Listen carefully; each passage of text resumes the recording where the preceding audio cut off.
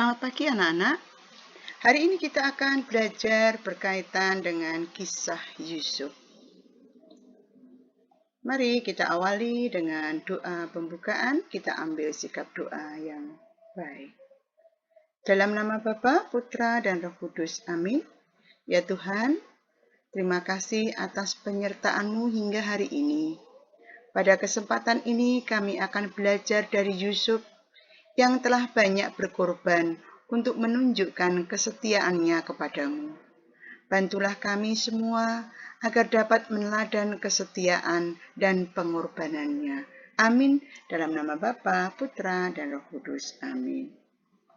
Anak-anakku yang dikasihi Tuhan, kita hari ini mengenal sosok seorang yang diberkati oleh Tuhan, yaitu Bapak Yusuf.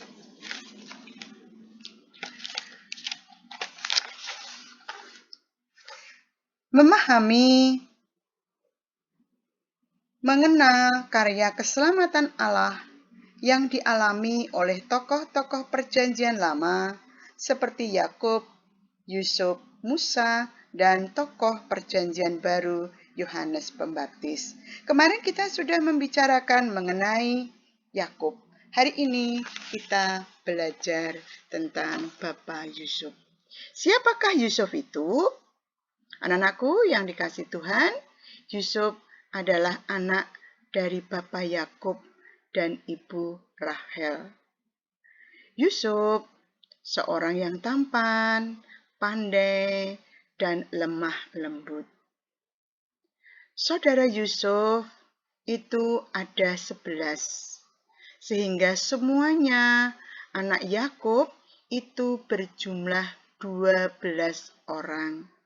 10 kakak Yusuf, dan Yusuf punya adik satu yang bernama Benyamin. Yusuf itu sangat disayangi oleh ayahnya sebagai penghormatan kepada ibunya Rahel yang sudah meninggal. Karena Yusuf sangat disayangi oleh ayahnya, kakak-kakak Yusuf itu menaruh iri dan dendam sehingga membutakan hati saudara-saudaranya dan berbuat jahat kepada Yusuf. Apa saja penderitaan dan cobaan yang dialami oleh Yusuf? Yusuf mengalami penderitaan dan cobaan yang pertama kali dibuang oleh saudara-saudaranya ke sumur. Dilaporkan kepada ayahnya Yakub bahwa dimakan oleh binatang buas. Kemudian Yusuf itu dijual sebagai budak kepada orang Midian, kemudian orang Midian menjual kepada Potifar. Selain dibuang di sumur, dijual sebagai budak, Yusuf juga mengalami penderitaan dan pencobaan, yaitu pernah dipenjara padahal tidak bersalah. Ini karena Yusuf tidak mau berbuat dosa dan kemudian difitnah oleh istri Potifar. Anak-anakku yang dikasihi Tuhan, dalam penderitaan, dalam pencobaan, Yusuf tabah dan setia pada jalan Tuhan. Karena ketabahan, karena kesetiaan pada jalan Tuhan, maka Tuhan memberikan kebijaksanaan kepada Yusuf. Ia terkenal sebagai orang yang pandai mengartikan mimpi. Maka anak-anakku, kita pun kadang mengalami cobaan dan kesulitan. Kita harus tetap tabah menghadapinya, tetap setia pada jalan Tuhan seperti yang telah dilakukan oleh Yusuf. Kita belajar meneladani Bapak Yusuf. Karena orang yang mudah menyerah menghadapi masalah akan mengalami kegagalan. Anak-anakku, kisah Yusuf itu ada di dalam kitab Kejadian bab 41 ayat 1 sampai 57, di mana isinya Yusuf menjadi penguasa di Mesir. Pada saat Yusuf itu ada di penjara, Raja Fir'aun itu bermimpi. Saat itu Raja Fir'aun berdiri di tepi sungai. Mimpi yang pertama, melihat 7 ekor lembu gemuk dan indah, dan 7 ekor lembu kurus dan buruk rupanya. Lembu kurus itu menyerang dan memakan habis 7 lembu gemuk. Kemudian bermimpi yang kedua, Raja Fir'aun melihat 7 bulir gandum gemuk dan sehat, dan 7 bulir gandum yang kurus tak berisi, yang menelan habis 7 gandum yang gemuk itu. Maka karena Raja Fir'aun bermimpi, ia ingin memahami arti dari mimpi tersebut.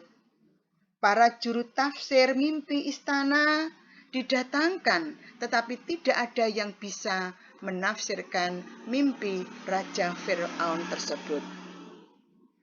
Sehingga dipanggillah Yusuf untuk mengartikan mimpi Raja Fir'aun tersebut. Menurut Yusuf, mimpi itu adalah sama. 7 lembu gemuk dan 7 bulir gandum gemuk, artinya 7 tahun berkat yang akan diperoleh oleh Raja Fir'aun, di mana pertanian akan subur dan panen akan melimpah.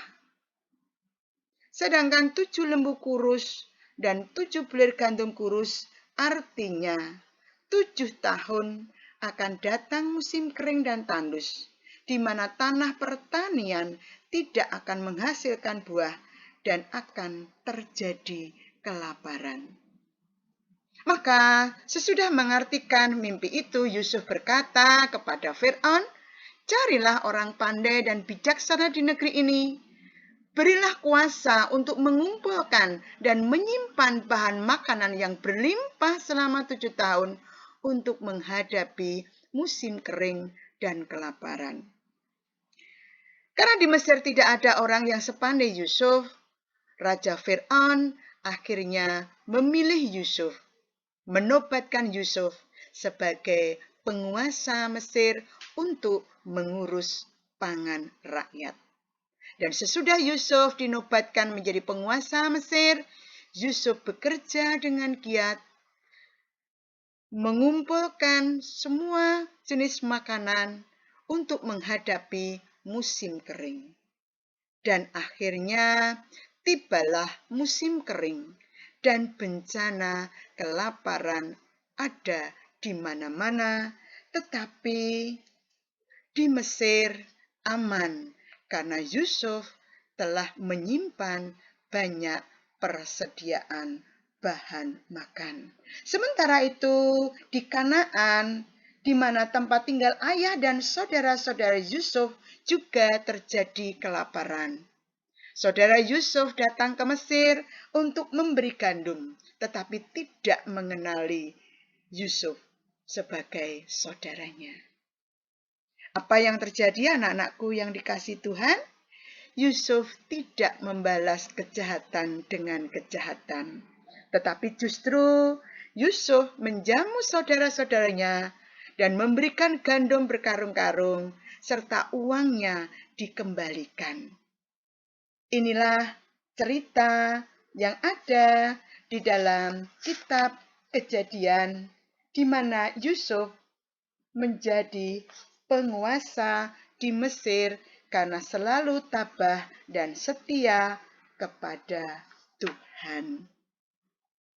Anak-anakku, tugas yang harus kamu lakukan, yang harus kamu kerjakan adalah mengerjakan LKS Jamrut halaman 27 dan 28, latihan pengetahuan 4, Rom 1 dan 2 dikerjakan langsung di LKS Jamrut.